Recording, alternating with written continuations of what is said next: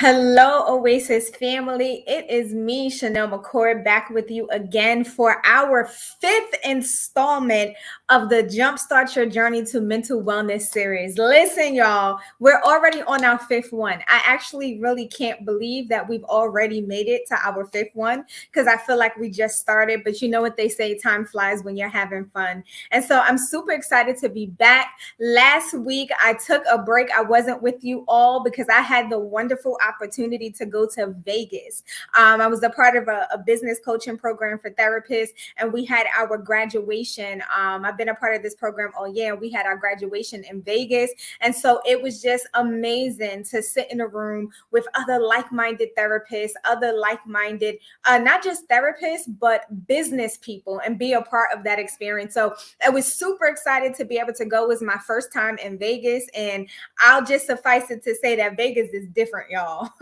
It's different, but it was a good time nonetheless. And so we were not here last week. And so hopefully, if you didn't have the chance or opportunity, you took the time to go back and watch the other live series on Facebook or YouTube to see if there's anything that you missed as we continue on this week. But listen, y'all already know how we do it. You know how we do it. So what I need you to do is right now, I need you to go and share this stream. Whether you're watching on YouTube, whether you're watching on Facebook, I need you to go and hit that share button and share this stream. Tonight's conversation is going to be so robust. It is such an important conversation as we're talking about jumpstarting your journey in manhood. Listen, ladies, don't click off. Ladies, if you are on, don't click off, because a part of this conversation that we're going to have is even how do we support the men in our life, right? Whether it's a husband, whether it's a boyfriend, whether it's a family member, whether it's a friend, we want to be able to get these tips and tools so that we can help the men in our life to also jumpstart their journey to mental wellness. And so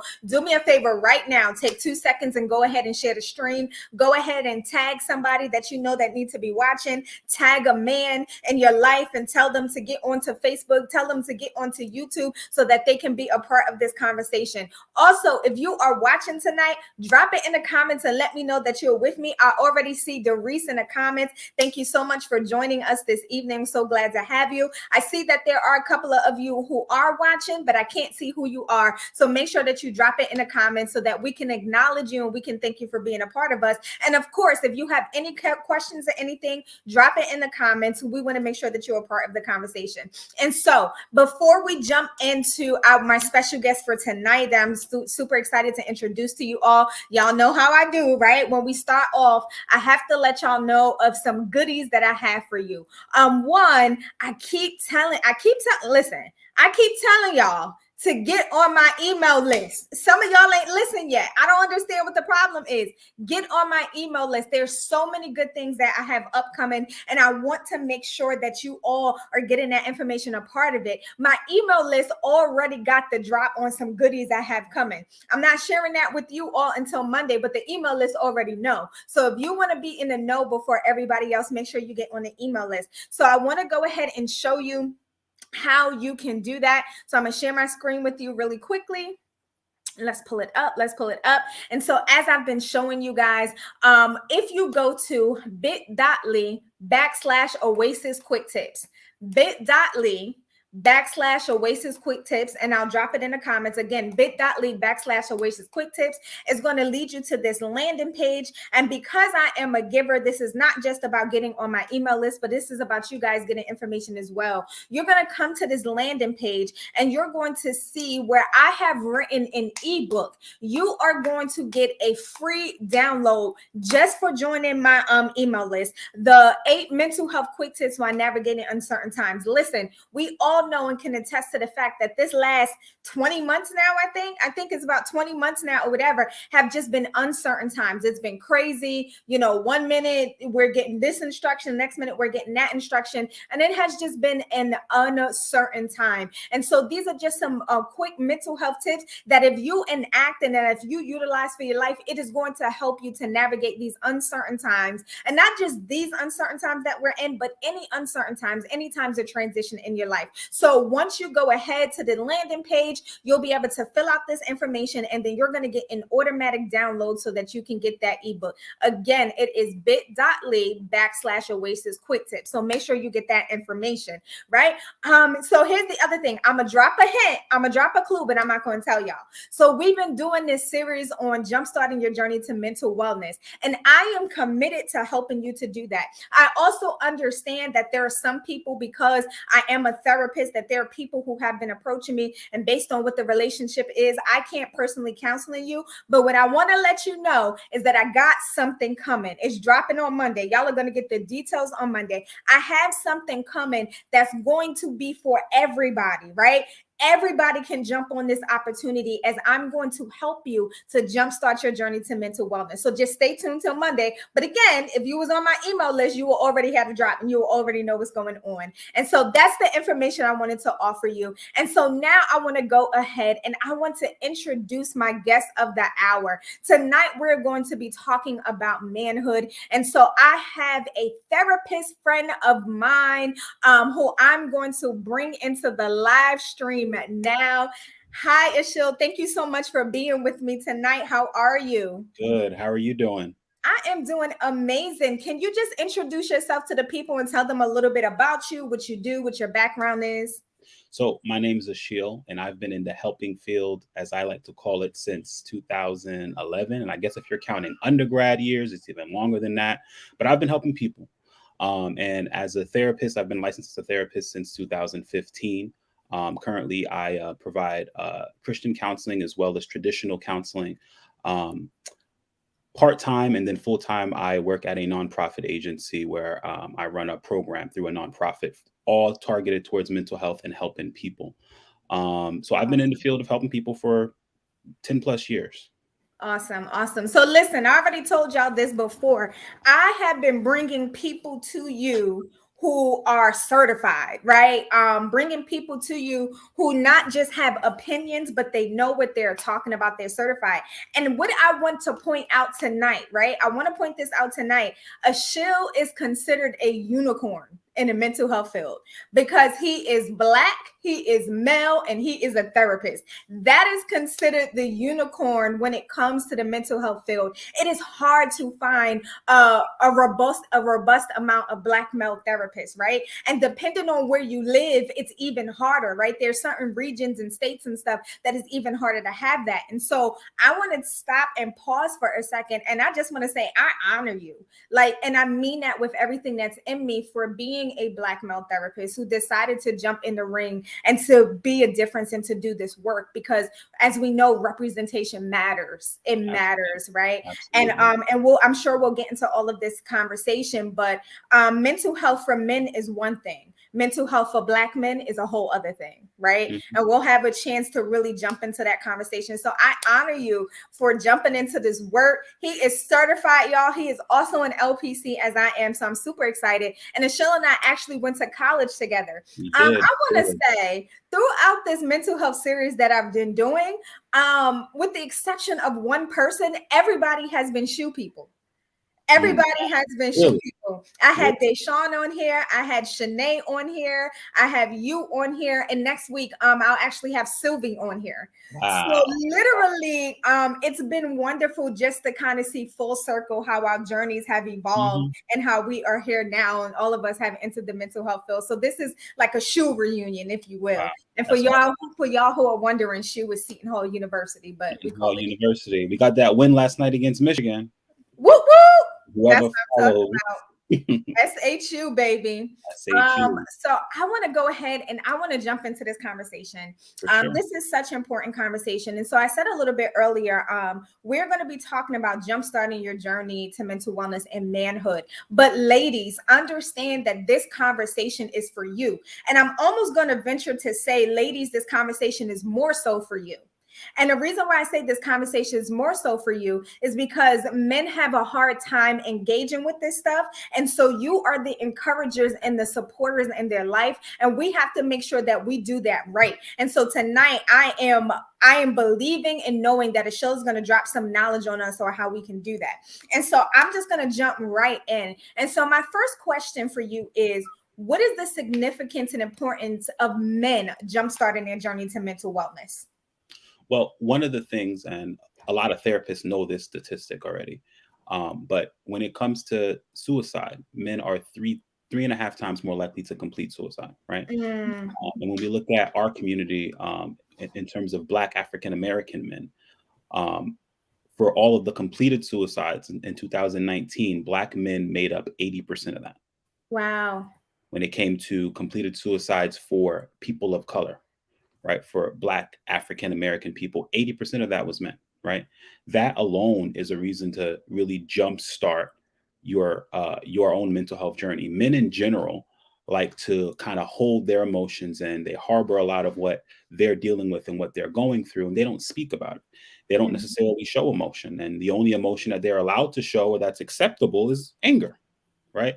Right. And when you think about all of that kind of staying inside, right, it makes it that much more likely that there's going to be some sort of an explosion or some sort of a release at some point, right? A Mm-hmm. break, right? As we would Mm-hmm. call it, right? Yeah. And having there be an emotional break, right? Mm-hmm. Preparing and reaching a point of maintenance, preparing and reaching a point of let me at least start. Yeah. And that's where that jump start comes in, right? Yeah. Just Yeah. going and actually tackling your own mental health, right? It's better to do it in the early stages than to wait for a crisis. Yeah. Men in general are fixers. So if Mm. there's a problem, they're naturally going to try to fix it themselves. For all the women who are watching, usually, especially if you're dating or you're married, if you start to maybe share a little bit about your own stress or about your day, naturally, your man's response is, how can I fix it? Or here's what you should do Mm. to fix it. And they're Mm-hmm. willing to try to Mm-hmm. give advice, right? Something's broken in the house, they're willing and able to try to fix it. Yeah. Men do the same thing with their own selves, where they try to necessarily or try to kind of fix or address issues on their own rather than stepping away and letting somebody else come and take the reins and take the Yeah. driver's seat and say, hey, Yeah. let me help you fix this. Men Yeah. are natural fixers. Yeah. That's another reason why it's important to really try to jumpstart your own mental health journey, because we can't fix everything. We're not equipped to fix everything. We try, Right. we definitely Right. do, Right. but we're not equipped, and it's better to receive that help from an individual who is equipped. Good stuff. You said so much. You said so much right there that I want to highlight. First, a very staggering statistic that men are 3.5 times more likely to complete suicide, and Mhm. 80% of completed suicides are actually Black males. let me Um, let me clarify that one. yes, 80% of completed suicides by African Americans are male, are Black African American males. right. That is sobering. That is sobering to hear in so many respects, right? Because we hear, or the popular thought, the popular opinion is that men are emotional, right? The thing is, men aren't emotional, men don't have emotions. One, you alluded to the fact that anger is the only acceptable emotion for men to express, at least as what society places them in position, right? And Yep. unfortunately, anger is one of the destructive feelings that we have. And Mhm. so if that is the only acceptable emotion for me to express, and it's one of the destructive feelings that we have, well, then obviously it's going to lead us down a path of destruction, right? And Usually so if self-destruction. Yep. yeah, yeah, and I think what's important is that we understand. Let's get rid of the notion tonight, and let's get rid of the popular belief that men are not emotional, and that men don't feel, and that men don't struggle when it comes to points of emotion. Mhm. Men have a hard time expressing it, and I don't think it's because they don't want to. I think it's because society has not made it acceptable and has not made it okay for men to express themselves. Mhm. Can you speak to that a little bit for us? Well, I mean, we know the phrase, right? Man up, right? Man up. It can be a great, powerful phrase, but oftentimes that's the response to a man who is actually starting to show some emotion, Mm, right? And if when a man is starting to show some emotion, the response is man up, then it's going to decrease. You're yeah, not going to see that emotion as much, right? yeah, He could be on the brink of really sharing what is eating at him, yeah, and it's, oh, man up. Now, if yeah, put back in time and you look at just how men were raised, right? When there were boys, right? They get hurt. They're told to just pick up, man up, brush it off and keep going, right? Mhm. Mhm. The same parents have a daughter, their daughter get hurt, and everybody's running and trying to help, right? Facts. Men are told from the gate, from the jump, that you aren't supposed to show emotion. Don't cry, man up, be strong. You're a Right. strong man, right? Right. So those kind of things in and of itself prevent a man from feeling safe to Mm. actually share what it is they're feeling. And Right. then from there, what you're going to get is repression, right? They're not going to put themselves in a vulnerable state to be open and to Yeah. share and to Yeah. communicate. Instead, they've been conditioned now to, when I do feel, I don't. Yeah. When I Yeah. do feel, I'm not going to say anything. Wow. I'm going to keep it Wow. close to the vest, close Yeah. to the vest. I'm going to keep it Yeah. right here. No Yeah. one else needs to know. Mhm. Mhm. Wow. When I do feel, I don't. That is a powerful statement. Um, Man, when I do feel, I don't. And what I hear you saying is that, and it's true, right? When it comes to men, even when it comes, like, okay, we're talking about men, but the reality is when it comes to boys, when it comes to children, because that man up ideology starts when you're a boy. When Started you're back a baby boy, toughen up or whatever the case is. And this idea of toughness comes along with this idea of emotion is weak, right? If I'm gonna be tough, that means I can't show any form of emotion. And then. so, one of the things when you were talking that I started thinking about in terms of the ladies tonight, if you're listening, we have a responsibility to be very careful of not stamping out the ability for the men in our life to be able to express themselves, for not making them feel like if they do that they're punks or they're weak or there's something wrong with them, or that emotion is only reserved for women, right? Expressing yourself is only reserved for women.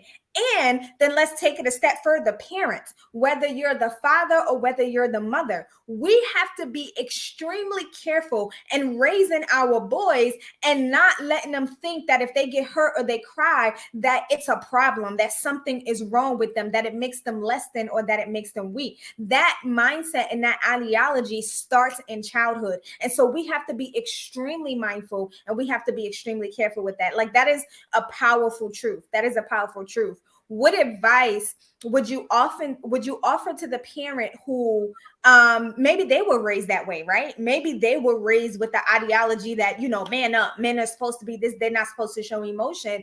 What advice would you give to a parent as they're raising their sons in order to help to free them, give them permission to give their sons the feel?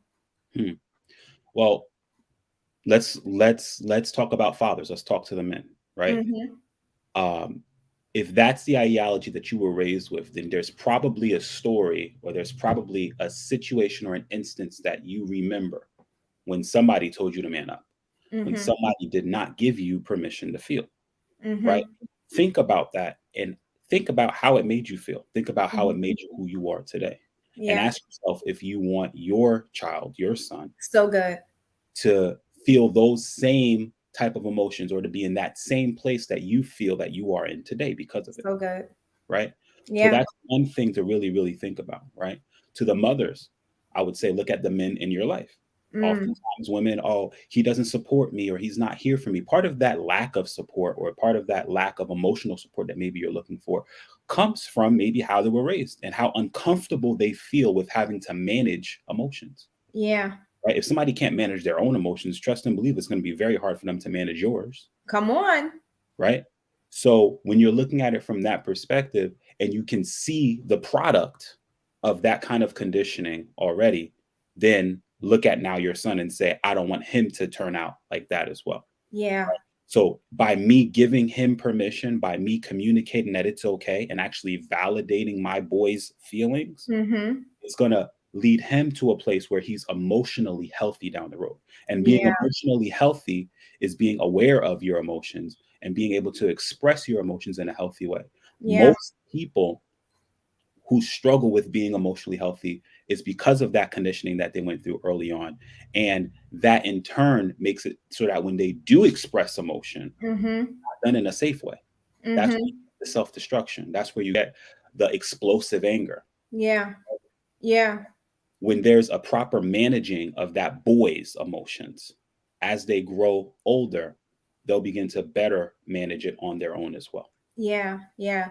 Wow, man. A show you just said a mouthful. So many things you just dropped on us. One, want to highlight when you said if somebody doesn't know how to manage their own emotions, they're sure enough not going to know how to manage yours. The Mhm. reality that we see all the time is that we have broken parents who are trying to raise children, but the reality is you don't know what you don't know. Mhm. You don't know what you don't know, and you only know what you do know. Mhm. Both Mhm. of those are very true. And so sometimes parents in raising your children, it means that you have to first jumpstart your journey to mental wellness.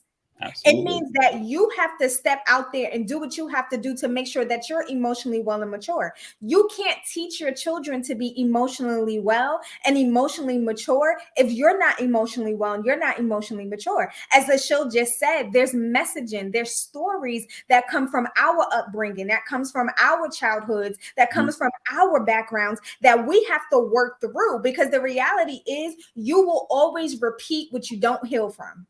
I Mhm. don't care what the situation is. Yeah. So many times, I'm, in counseling and the show, and I know you can attest to this, I'll come across people, I'm counseling people, and it's just like, I never wanted to be like my mother. Like, I worked so hard to not be like my mom, but guess what? They're repeating the same habits, they're repeating the same mistakes or whatever it is that their mom may have done, and Yeah. then whatever their mom, whatever that cycle is, because you only know what you know. And so Mhm. you're always going to default back to what you know, no matter how hard you work to not become that thing. And so it's important. I want to put out there as we're talking to parents right now, make sure you're doing your own work. Make sure that before you're trying to help your children, make sure that you've helped yourself, right?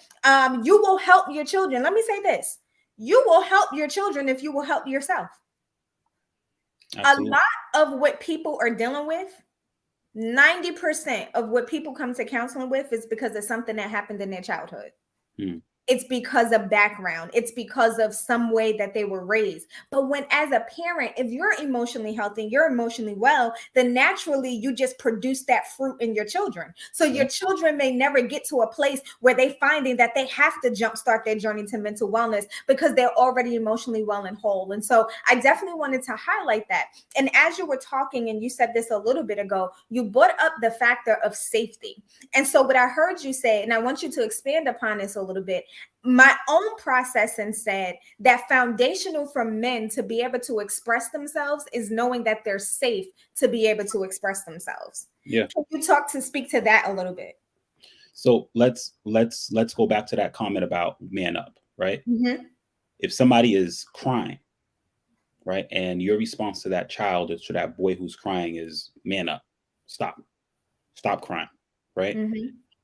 They're going to now associate that to, okay, I shouldn't cry, Mm-hmm. right?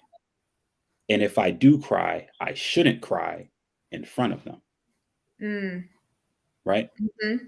That person, whether they realize safety is the issue there or not, it comes down to safety. I'm not safe to cry in front of them because when I cried, the energy I got from that parent or that from that person was aggression, was anger, was Mm-hmm. disappointment. Mm-hmm. I can't cry in front of them anymore. I Yeah. can't show that emotion in front of them anymore. And Yeah. that's where that conditioning leads to, right? Yeah. Creating a safe space for someone is being able to, rather than stop crying, don't cry anymore, please. Like, no, don't plead with them to stop. Actually, maybe address the issue. Come up to them and actually say, hey, what's going on? Can you Mm-hmm. tell me what you're feeling right now? Mm-hmm. Right? Mm-hmm. Mm-hmm. Mm-hmm. That's where now they begin to feel safe. Like, I can actually come to you with what Right. I'm feeling emotionally. Yeah. We bring it to you because you're actually questioning and you're inquiring about what you see it is that I feel. Absolutely. There needs Absolutely. to be that, and that dialogue starts with, "Hey, what's wrong?" Yeah. Your Yeah. antennas should go up when you Yeah. see emotion, Mm-hmm. and Yeah. when your antennas go up, now you respond to that with empathy. Now you Yeah. actually speak on it. But once you have that wall that you start to build, that's where it becomes okay. So I should probably not cry in front of them. I should probably not show my emotion in front of them. I should probably Absolutely. not express my emotion to that particular person. Yeah. Yeah. Yeah. This is so good. Listen, y'all. Share this. Make sure that you share this on your page. Make sure that you tag a woman, tag another man. This is a vital conversation. And I want to make sure that nobody is missing it. I need y'all, wherever you are right now, share this. Start tagging people in the comments. Tell them to come on and to not miss this conversation. This is good conversation. This is great understanding for us because, and everybody's opinions are different or whatever the case is, right? But I come from the ideology that the men are the head of our household. They are the heads of our household. Men are foundational to our families. Identity actually comes from fathers, right? And that's why there's so many people who are lost these days because they're single parent households and fathers are absent for many different reasons or whatever the case is. But fathers and men hold a very important and pivotal role. And so when men are whole, when men are healthy, what will that do to shift the family unit? What will that do for children? What will that do as people develop throughout their lives? Because the men in their lives are strong. The men in their lives are whole. The men in their lives are able to healthily express themselves. That will do so much to shift the family, right? And so this is important conversation. So I really need y'all to share right now and not allow this conversation to go miss. And so we just talked about that safety factor, right? And so goes perfectly into my next question for you. The next question is, how do we create environments that are conducive to men being able to heal? We talked about safety. We talked about creating environments of safety. How do we create that for men? So validation is key, right? Validating what somebody feels, normalizing what a man is actually experiencing, right? We talked Mm-hmm. a lot about the boys and how that is the foundational piece, but what about our men right here who already went through all of that poor conditioning, right? Mm-hmm. When it Mm-hmm. comes to now having there be a shift where they feel safe and where their environment that they're in is allowing them to feel, right? It's gonna Mm-hmm. be that validation of what they're actually feeling and they're expressing and what they're actually showing. Mm-hmm. It's also going to be a little bit of probing because if their guard's already up, are they really going to show it? No. They might Right. show it on their ride home when they're alone, Right. right? They might show it through aggression, right? Right. But are they really showing it, right? Right.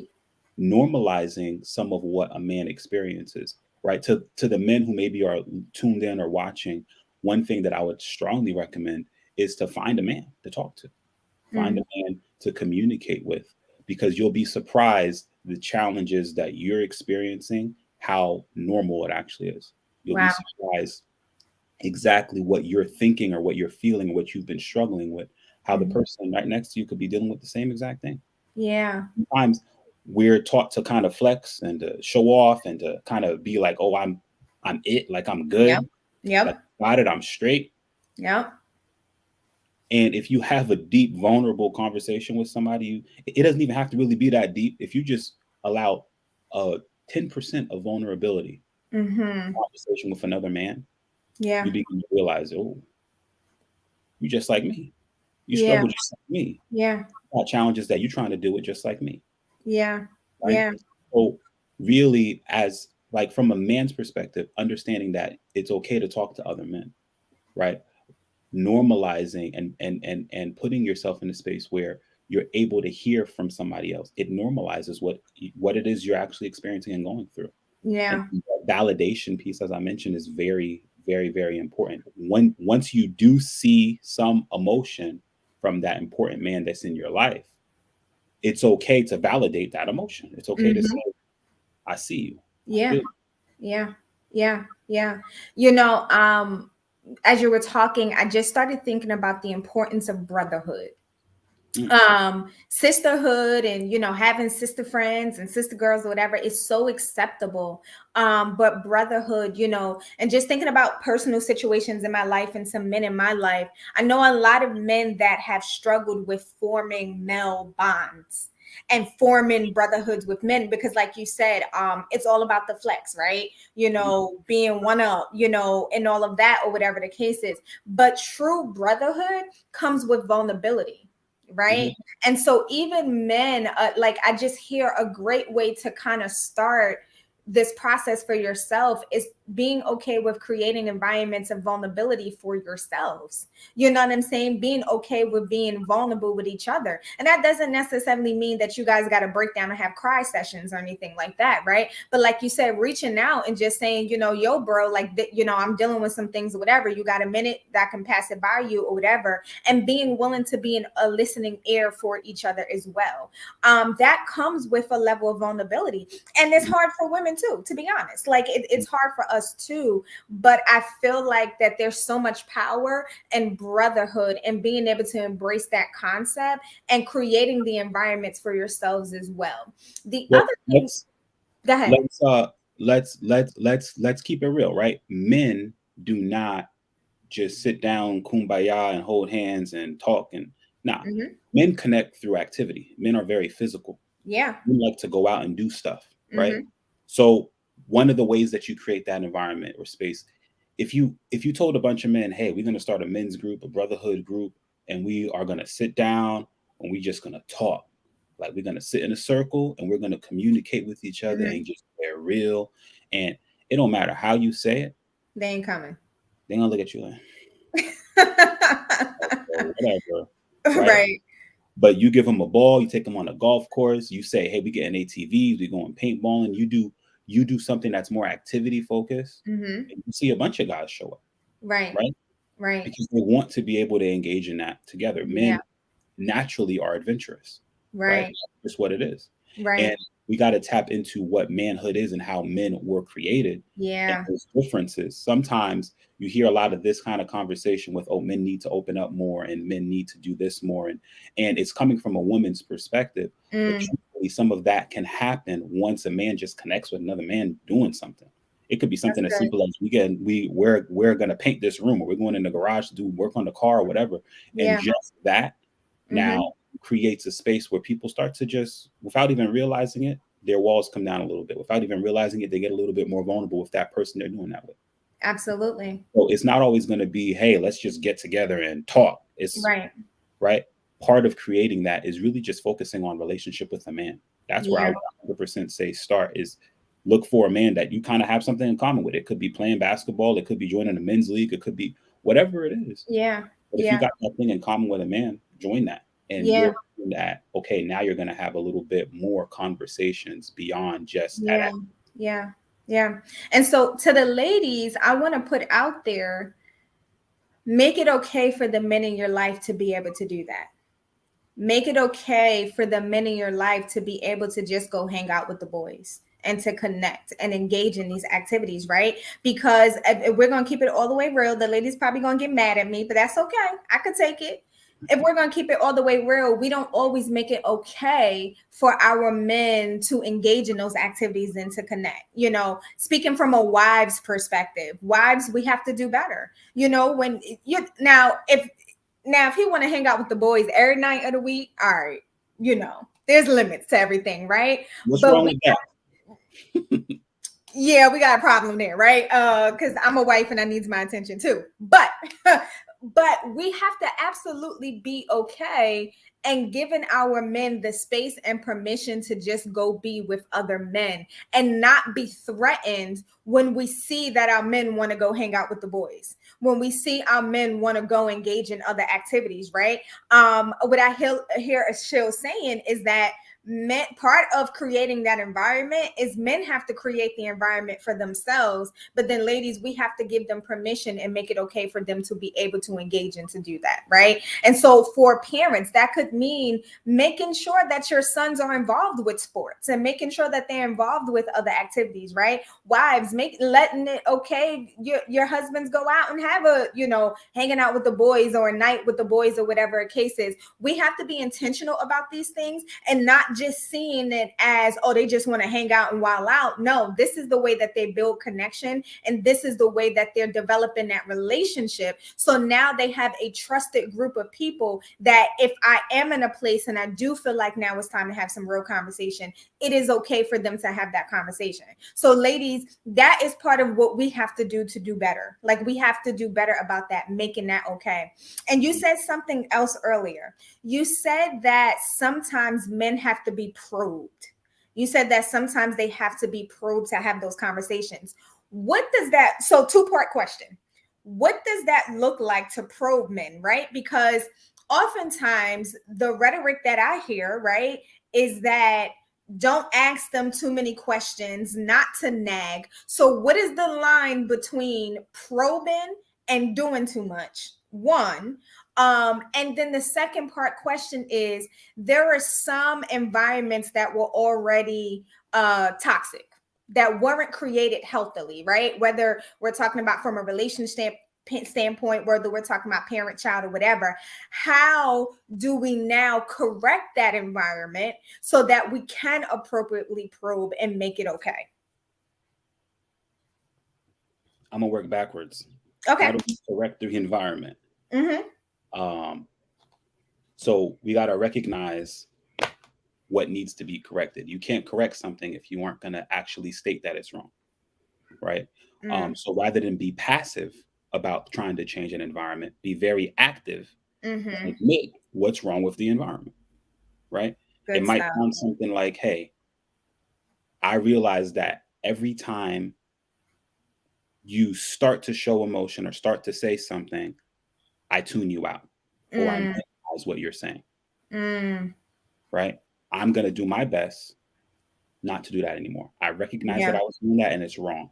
Yeah. Being able to state that. Sometimes we take this passive approach where we know already in our mind what we were doing and how we contribute to a negative environment or a dysfunctional environment. And rather than state it, we try to kind of just shift from the behavior without actually communicating about it. Come on. And just shifting from the behavior is not giving the other person involved or the other parties involved a chance to feel like they're validated at all. Yeah. It makes them feel like, okay, well, are they really shifting? Are they really changing? Part of communicating what needs to change, part of owning up to what your own involvement in that is that it brings a layer of accountability now. So good. Because now the other person is going to say, hey, you said that you noticed that you weren't validating my feelings. You said you noticed that you were being dismissive when I was being emotional. And being that you said that, now you're going back to some of those old behaviors. I have to call you out on it. That's what you told me, remember?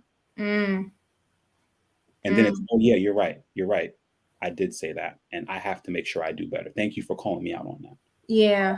So creating a better space for correction and accountability.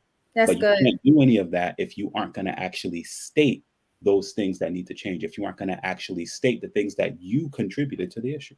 Wow. Instead, we just point fingers and say, well, you did this. And well, you did that.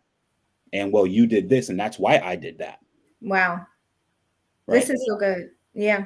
Instead of playing that blame game or trying to shift and deflect, looking internally and saying, what is it that I can do to be better and to shift this environment? Yeah.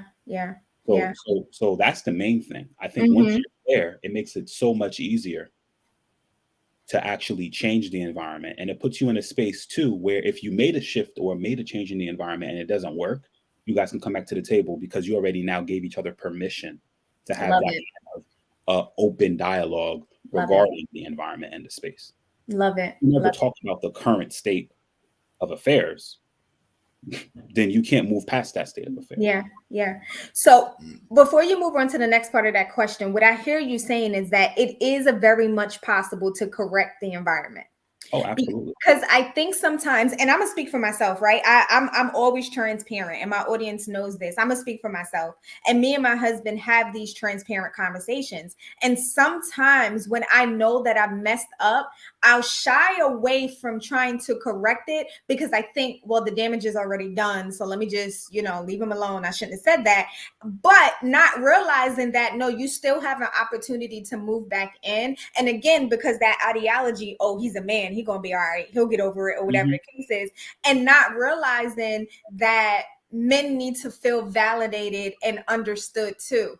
And Mhm. oftentimes as women, as wives, again, wives, I'm getting on us tonight because it's important for us to understand this. Wives, moms, friends, all of us, we need to do better about this, is owning up and admitting when we've done wrong. Oftentimes, women are in a position where we expect the men in our life to come back and be the apologetic ones, Mhm. to come back and to, make it right. If we're honest, that's usually what we do as ladies or whatever the case is. But guess what, ladies? We have to turn around too and be able to go to the men in our lives and say, you know what? I was wrong. I shouldn't have talked to you like that. I shouldn't have said that to you. I was wrong in my tone, how I came off to you, or whatever the case is. I'm sorry. And then opening up the space on what can I do to make it better? Mhm. What can I do to make it better for you? Ladies, we got to do better. We got to do better about that with our men, because what we do is we perpetuate that stigma of man up. We perpetuate that stigma when we're not willing to do that part. And Yep. so it's so important that we go back so we can correct the environment. We just have to be vulnerable enough and willing enough, and I'm going to say woman enough, to go ahead and do it. And humble enough to go. Mm, You gotta be able to state where your shortcomings are. yeah, Real, keep it real, yeah, yeah. and keep that same energy. You mentioned, if there's something they did wrong, you expect them to come back and apologize and do all this. The same energy you expect from them is the energy you got to give. Yes, sir. Yes, sir. Good Half the stuff. time, I can tell you, men are not expecting it, and when it comes, it's kind of like, wait, what? Because they weren't Wow. expecting it Wow. because of that conditioning, right? Wow. So putting yourself in that space to be that humble and that vulnerable and that real, but keeping that same energy that you expect. Yeah. Um, Going to probing, and how do you know you're doing too much, right? You mentioned the word nagging when you had initially asked that Mhm. question, and Mhm. probing is definitely not nagging, right? Right. Nagging is triggering, right? Nagging is usually giving directives. Nagging is usually trying to tell a man, like, you got to do this, or you need to do this, and that Mhm. is not at all creating an environment or a space where you're going to see progress, or you're even going to see healthy communication, Yeah. This is right? good. Instead, when I mention probing and how sometimes men need probing in order to feel a lot more safe with sharing, Mhm. probing is asking questions, right? Us as therapists, we're trained to ask open-ended questions. You don't ask Yeah. closed questions. You don't say, Yeah. you know, um, so you feel okay today? It's gonna be like, yeah, Right. no. Right. Instead, it could be something like, tell me about your day. What did you do? Right. Anything interesting happen at work? Like, tell me Right. what happened at work today, Right. right? Right. Those kind of probing questions, showing interest in what he actually values, right? Mhm. Mhm. Because he can have a rough day at work. Let's say something happened, right, at work that really was triggering, or really was, maybe he felt defeated because Mhm. his boss, talked down to him or whatever it was, and he's just down, and you could see that he's down, but you don't show any interest at all in that, Mhm. right? And you say, like, hey, how you doing? He's like, oh, I'm fine, whatever, right? Right. Right. Maybe you notice that he was down, but you don't know how to ask, right?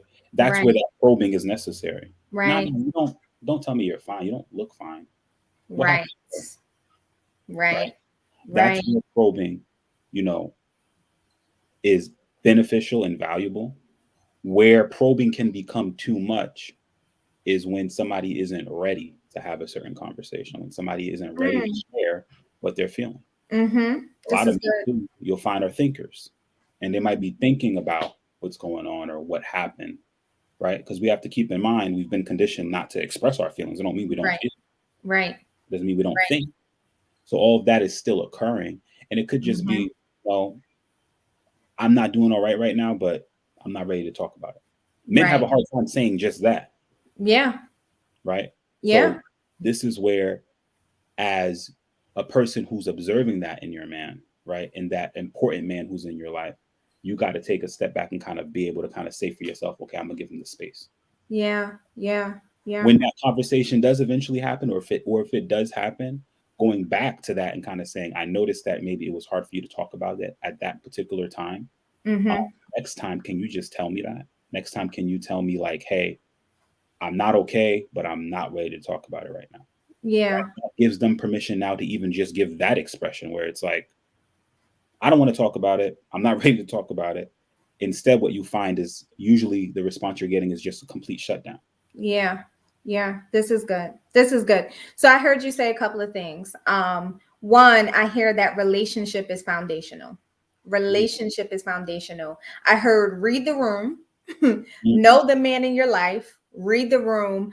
Um, and two, three, making sure that we're intentional about going at the pace that the men in our life are at, if that makes sense. Like sometimes, like as women, right, we think women, it's a known fact and it's true. Women, we're thinking 30 thoughts ahead oftentimes. Men are processors, and they do, like you said, even though I may not necessarily feel I'm thinking, it doesn't stop me from thinking, right? And men may take a little bit more time to process. Women are quicker processors. That's just a known fact, right? And so I think sometimes that we even have to slow down and stop jumping to conclusions.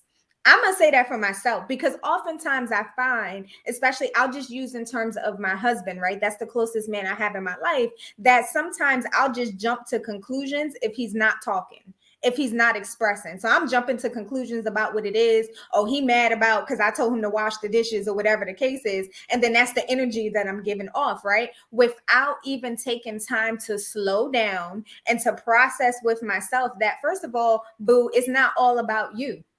Hmm. It's not even all about you, right? Mhm. Ladies, we have to remember it's not all about us. We have to remember that we're not the only ones that go through things. Our men are going through things too. And I will say, our men are going through things that they don't even tell us about. They're experiencing things that they don't even tell us about. That one, they may be embarrassed to share. They may not know how to share, whatever. Or I'm gonna venture out there and say they may not even think that we care enough for them to share, that we'll be able to hold that space for them. And so, we have to do better with slowing down with that and making sure that we're building real relationship with the men in our lives, whether it's your sons, whether it's your cousins, your uncles, your friends, your fathers, your husband. We have to make sure that we are building real relationship with them and not just having these flyby kind of standard relationships, because when you have relationship, it's easier to read the room. It's easier to kind of read, what it is that your man is going through. And so I think that's real important. And so I think we can skip the next question, because in terms of the next question was really is what advice will we give women for the men in their life that need to jumpstart their journey? And I think that we've answered that and we dropped a lot of nuggets on that. But I do want to give you the opportunity. If there was something that wasn't necessarily said, what would be your foundational or biggest piece of advice for women, for their men, especially when it comes to jumpstarting their journey? And let me give some background to this question. A lot of women, I come across and I talk to a lot of women who are in so much despair because they know their men need mental health help, whether it's their sons, whether it's their fathers, their husbands, whatever. They Yep. know the men in their life need mental health help, but they don't know how to go about it with helping them to jumpstart their journey. What advice would you give for women in that regard? So, just to kind of, because you you kind of mentioned something that really really rings true, that we really have to focus on, right? Mm-hmm. And it's, don't ask a question in your mind, don't make Mm-hmm. assumptions, right? Don't ask a question in your mind and answer it out loud. That's good. What happens is, instead of probing, instead of asking questions, instead of trying to gain clarification on how he's feeling or how he's doing, it's like you ask the question and then you draw your own conclusion based on what you're seeing after you read the room, right? Yeah. And then your actions and how you speaking to him are in response to the answer that you gave yourself, Right. The answer you gave yourself. right? Without him having an opportunity to ever even express it, Mm-hmm. right? when it comes to having a man engage in that level of help, one of the things, probably one of the best things that a woman can do for that man, whether it be her son, whether it be um, her husband, whether it be her father, whether it be her brother, it's really just putting yourself in a space where it's kind of like, I know I can't help, Mm-hmm. right? I Mm-hmm. know that there's something that I cannot assist you with, that I'm not equipped to assist you with, That's good. right? And stepping away from that, Yeah. saying, listen, there's things that probably you're feeling about that you're thinking that I would love to help you with, but I already know I can't. And it's probably best if you get help from somebody who can. If you start talking to somebody who can help, right? But recognizing when you can't. There's Yeah. certain things that he talks to you about and he wants to open up about or could open up about. And there's certain things that you'll never know because it's right here. Yeah. And Yeah. it's okay to just say, listen, if you got to talk to somebody, it's cool, right? Yeah. No matter how you spin it, there's always going to be this stigma associated to, well, not always. I'm not going to speak in absolutes. I hope that someday it will change. But Right. there's seems to still be some stigma associated to counseling and seeking help. Mm-hmm. And there's been a lot of progress over the years, but there's Right. still that. And Right. sometimes a man thinks that, he's going to be perceived as weak if he pursues this. Right. Absolutely. So simply saying like, hey, you should talk to somebody, Mm-hmm. right? If you're an important person in his life, hearing that from that very important person in his life, it's like a weight just kind of gets lifted. It's kind of Yeah. like, so you're not going to think that I'm weak. You're not going to think that I'm less. You're not going to think that. Right. So that's cool. I could just do that. It's like, Right. yeah, go ahead, right? Right. Right. Giving that permission, recognizing what you can't do, recognizing your own limits, but giving him permission to just go, Right. Love right? it. Push him out the door and say, hey, just go. You need it. Yeah, yeah, yeah, yeah. I think it goes back to what you talked about in terms of probing versus nagging, giving permission, softly probing, reading the room. But like you said, nagging is directives. It's when I'm giving directives, it's when I'm giving ultimatums. Mm-hmm. Even when it comes to mental health, that we have to understand that this is a journey for so many people, not just for men. This is a journey for women. Like this is a mental health is, like you said, there is so much stigma still associated with it. Even though we have come a ways, we still have a ways to go. And so not forgetting our own journeys, right, as we're trying to encourage another to jumpstart theirs, Mm-hmm. especially the men in our life. And I think that's important. And so I would ask you, so I asked you, what advice would you give to the women in terms of the men in their life that need to jumpstart their journey? But what advice would you give to the men? In terms of jumpstarting their own Yeah. journey, Yeah. it's just start, talk, Mm. recognize your own deficits, recognize your own challenges, and accept it. Right? Acceptance is one of the biggest lessons that most therapists try to teach their clients. You Mhm. have to accept the things that you can't change. You have to accept things that are difficult to change, right? Mhm. And recognize what needs to change, right? Um, but it's okay to pick up the phone and set up an appointment. It's okay to go out and do this, right? Mhm. And sometimes it's a process to get there. It might not be that, okay, you know what, you're right. I got stuff I need to work on or talk through. I'm just going to go right to therapy. It might not be that initially. It might be Mhm. picking up the phone and talking to a good friend. Mhm. It might be hanging out with somebody you haven't seen in a while, connecting. It might be Mhm. disconnecting from the things that increase stress, Right. giving yourself some space to heal, giving yourself some space to just breathe and relax. You said you went Right. to Vegas last week, right? I'm sure part of that was work and part of it was kind of like, I'm just chilling, right? Right. And Right. you needed that. We have to press the reset button at times. There's things that we can do to promote self-care and Yeah. recognizing when we don't. Men, especially men who are leaders in their homes, find themselves sacrificing and giving and giving and giving and pouring out for everyone else, Mhm. oftentimes don't set aside time to do for them. Yeah. Ask yourself the question, when's the last time you sat down and did for you? And that's a question you could ask a woman or a man, right? When's the last time you actually did something for yourself that Mhm. wasn't stressful? That was Right. actually just chill. That was actually just like you were relaxing. Right. That was enjoyable. When's the last time Yeah. you did something for yourself? When's the last time you bought something for yourself? That part. Right? Yeah. Yeah. Prioritizing self. That's Yeah. the advice I would give is really finding those opportunities to put yourself as a priority. It's not selfish. It's self-love. Love it. It's not selfish, it's self-love. That's huge. Prioritizing yourself. And, like you said, you can ask a man or woman, and a response will kind of be the same because we don't do enough to spend time taking care of ourselves. But I will say this, men are more so expected to care for when it comes to in terms of provision, providing for the family and stuff like that. And Yeah. so oftentimes, if we're honest, like if we're going to be all the way honest, when we think in terms of self-care, we think of women. If we're honest, we don't even think in terms of men, right? Because when I think about self-care and, we have these conversations, there's so many self-care retreats and there's so many self-care this and that, and they are all geared towards women. Mm-hmm.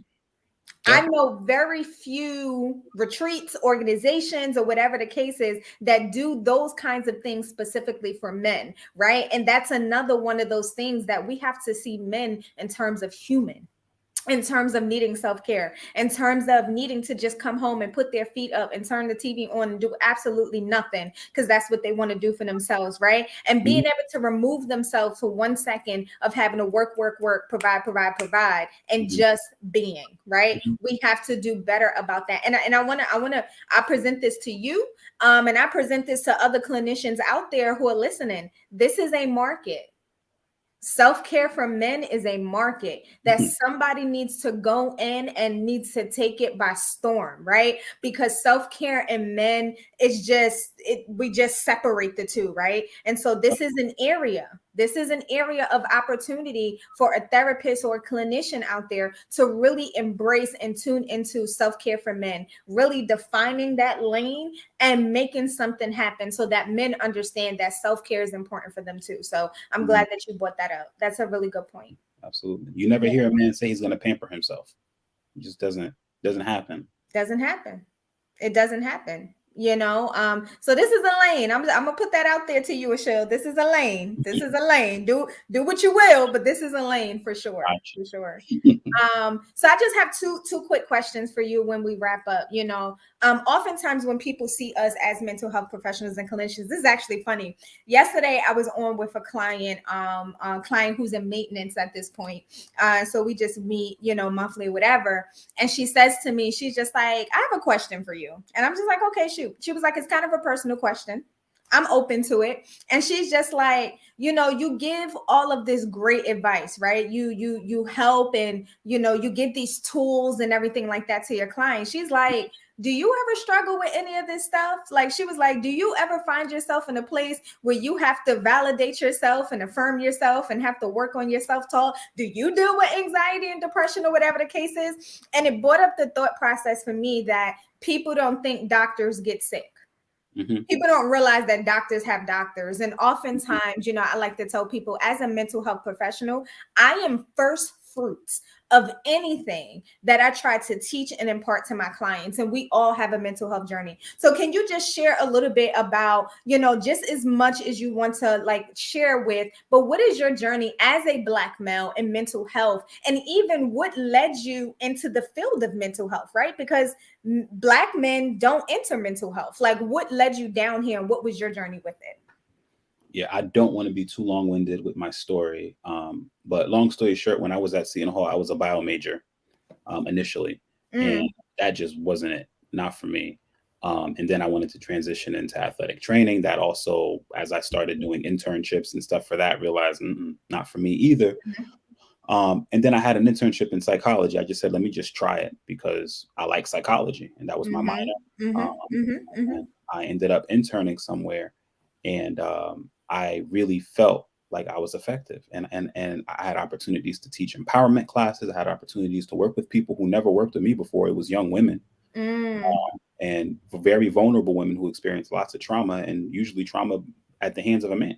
So me being the only male that worked in that transitional home, and Wow. you know, it was very, very affirming and very confirming as well when it came to the fact that I realized this is what I needed to do.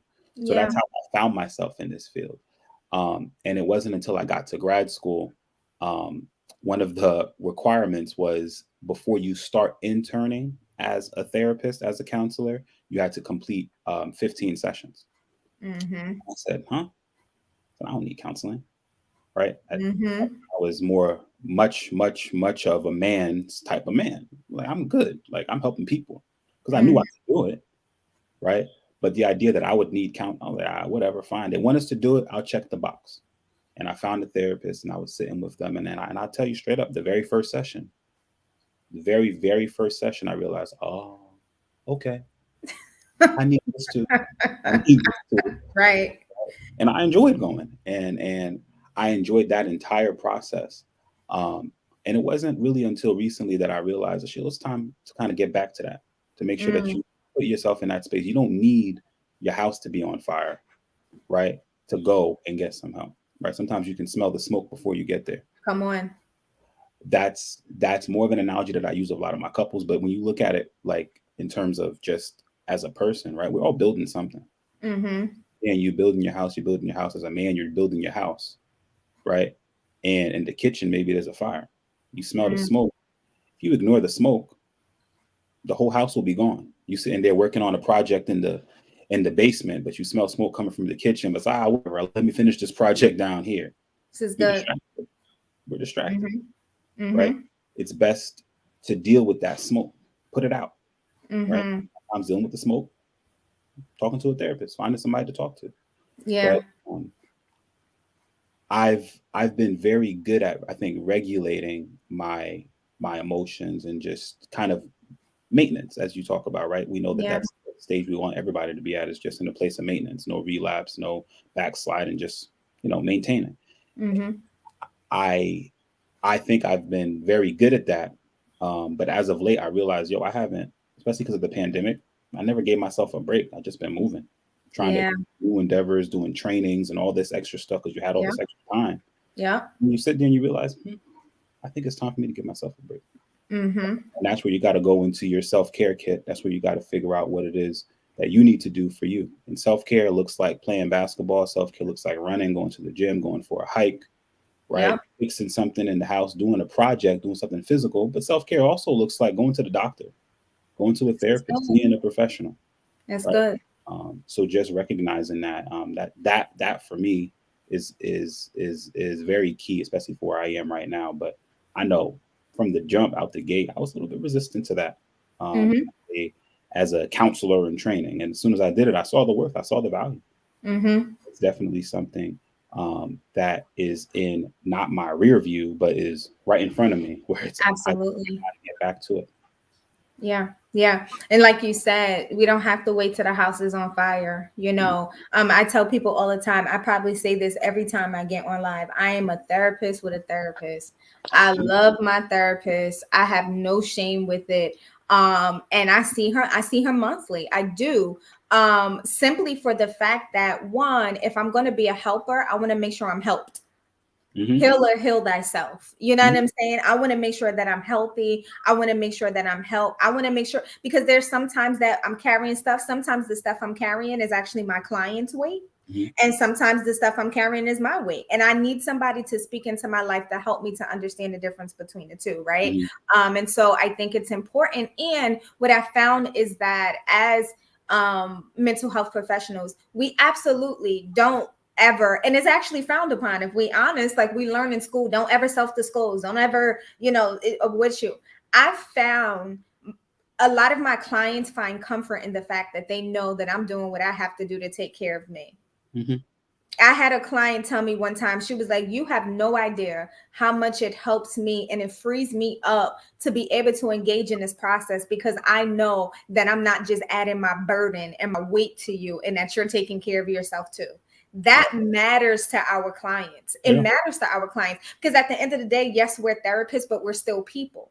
Right? Mm-hmm. We're still people at the end of the day. So thank you, thank you for sharing that. And yeah, a lot of people don't realize that a lot of mental health programs, you're going to have to do some therapy before you complete this process, because Mm-hmm. it's important that we know what it feels like to sit on the couch before we start talking down to our clients or spitting all this whatever that we're trying to give them and tell them how to do all this stuff. Make sure you know how it feels on the other side of that couch. So that's important. Absolutely. um yeah. And so my last question for you as we wrap up the night is, what advice would you give to men But to people in general who are on the fence and are undecided about jumpstarting their mental wellness journey, what would you say to them?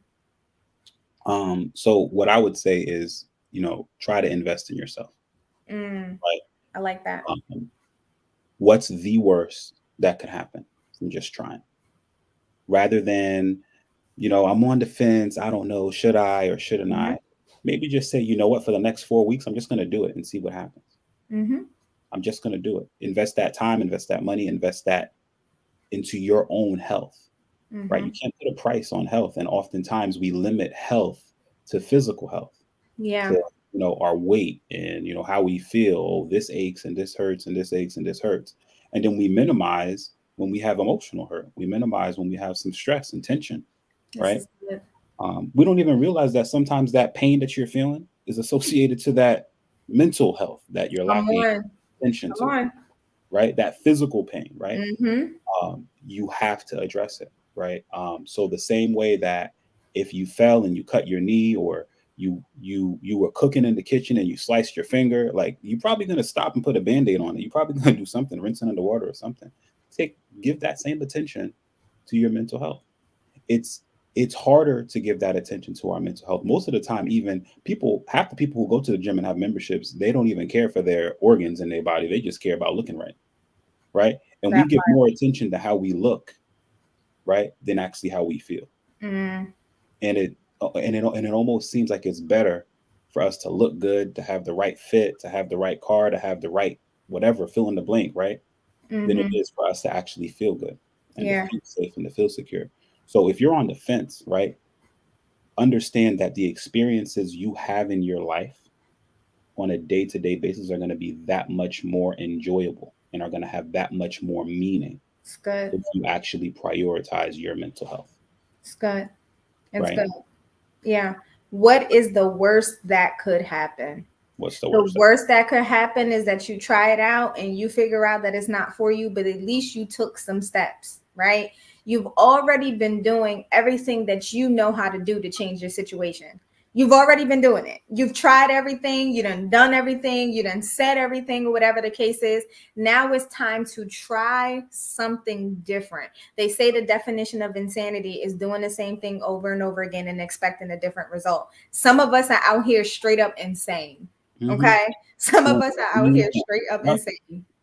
It is time for us to do something different. It's time for Mm-hmm. us to do something different. Listen, Ashil, this has been amazing conversation. I hope if you're watching right now, listen, go ahead and light up the comments. Give us some hearts, give us some likes, or whatever the case is. Give us some thumbs up. Let us know what your biggest takeaway was from tonight. Go ahead and drop it in the comments. This is important conversation. I'm gonna venture to say, of all the conversations I've had in this Jumpstart series, this conversation for men is extremely, extremely important, because what I don't want is for this to be seen as something else just for the ladies. Like, this is something else that women are just engaging in. And if we're going to keep it funky, we're going to be all the way honest.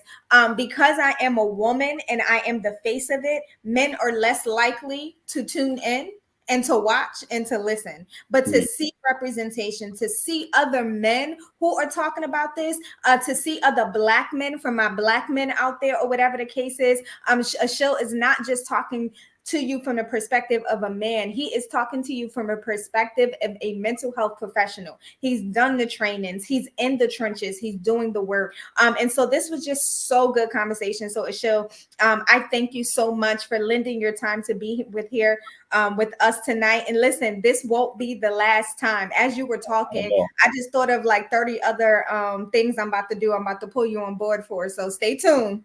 I will be here. I'll stay tuned. I'm going to be reaching out because this is good conversation. It's important conversation. I hope that you guys all learned something tonight. Ashil, if the people want to keep get in touch with you or keep in contact with you, how can they do that? So I have Instagram. I'm not highly active, but hopefully in 2022, some big things are coming in terms of my activity there. My Instagram is my first and last name, Achille.Dejean, ACHILLE.DEJEAN. That's how you can find me. That's my therapy page on Instagram. I work at Light the Way Counseling Center. It's in Bergen County in Midland Park. And so if you're looking for a therapist or you're in need of therapy, you can definitely reach out to Light the Way for therapy as well from there. And yeah, that's it. Hopefully, there's lots of ideas, just like you were mentioning. There's things that you have coming, that you got coming. Mm-hmm. I know that that's the same for me as well. So people just stay tuned, follow my page, Mm-hmm. and that's how you stay connected to me. Yeah. I often get asked the question, do I have any black male therapists on staff at my counseling center right now? I do not, but there's a black male therapist right here. Fellas, y'all been hitting me on my inbox, pulling me aside, emailing me, asking me. Ashil is a black male therapist. He just gave you his information. Listen, take the leap. Take the lead, reach out, pick up the phone, give him a call, hit him up, or whatever the case is, so that you can begin your journey. And like I said, I do have something coming for you all that I think is going to be so beneficial and so pivotal. It is not just for the ladies, it is for the gentlemen too. It is it's going to be non-invasive. It's going to be non-invasive, right? And I think that that's important. Sometimes people feel therapy is a little bit too invasive and they're not quite ready for that yet. So I'm going to have a non-invasive opportunity coming to you, but y'all gonna have to wait until Monday, like I said, because you're not on my email list, so you ain't get the details that my email audience already got. So you're gonna have to wait till Monday to get that. But Ashil, thank you so much. Listen, y'all, we are not done with the Jumpstart. I am sad to say next week is our last week. Next week I'm super excited because my team will be joining me. My team, I have Sylvie Saintis Osias with me. I have Ambria Ugoji with me, who's going to be joining me next week, and we're going to be having some candid conversations about jumpstarting your journey to mental wellness. We're going to be talking about the series. We're going to kind of wrap this thing up in a bow. We're going to have more conversation around this, so make sure y'all stay tuned. Next week is the last week. I'm really sad to say that it's the last week, so I'm gonna have to figure out with the next series I'm going to do, because I think that these conversations are extremely important, extremely beneficial. So stay tuned. Thank you all for tuning in. Make sure you light up those comments. Make sure you give us some hearts and some likes. If you have any questions, feel free to go ahead and drop it. We'll definitely go back and try to get those questions answered. But until next week, until next time, you guys have an amazing evening, and I will see you back next week. Same back time, same back place. Bye, everybody. Bye, everyone.